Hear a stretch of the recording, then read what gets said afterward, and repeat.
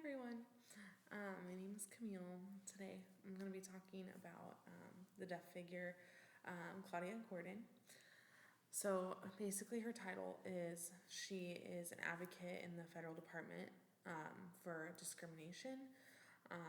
Her technical title is the special assistant to the director of Office of Federal Contract Compliance.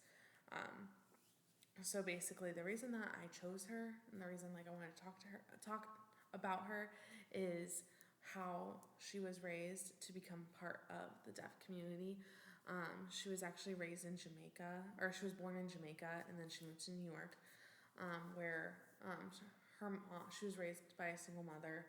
She kind of struggled. Not only was she a black woman in a prominent white area, she struggled with when she turned 8 years old, she actually became deaf, or not deaf. She had pain in her ear, so there was no hospital, there was no clinic nearby. So her mom didn't really have the means to help her, which wasn't her fault by any means. It's just kind of how life handed her, And she basically became deaf from the pain in her ear because it was left untreated.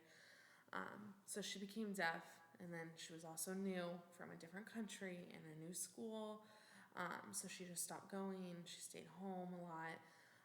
So her mom eventually let her go to a deaf school, and that's where she fell into place with what she wanted to do with the rest of her life. She ended up going to college, and she got a degree in political science at Howard University, actually. And I learned all this from deafpeople.com, but also I just wanted to share that the AmericanBar.org, I was reading more about her, and they actually consider her, she's known as the human rights hero. So she really is helpful in the department of she's advocating for not only people of color, she's also advocating for the deaf community. And it's become very prominent that she's one of the most influential black women who is deaf. And it's just really amazing to see how she has life's handed her kind of a crappy end of the stick, but she's also gone on and she's become this person who is super influential in this world. And that's kind of why I wanted to talk about her. I know this is running a little long, but the reason I chose her is actually because I relate to her in a way of when I was younger, I also struggled with, I have a condition in my ear, my right ear, to where my eardrum actually ended up bursting when I was younger, and I got sick. And then, so now whenever I'm around people with a lot of loud noises or concerts or anything like that, I hear a bunch of sound in my ear that's buzzing almost, so where I can't really hear out of this ear. So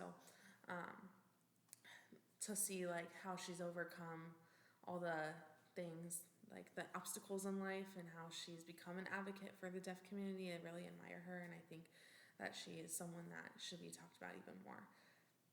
Thank you.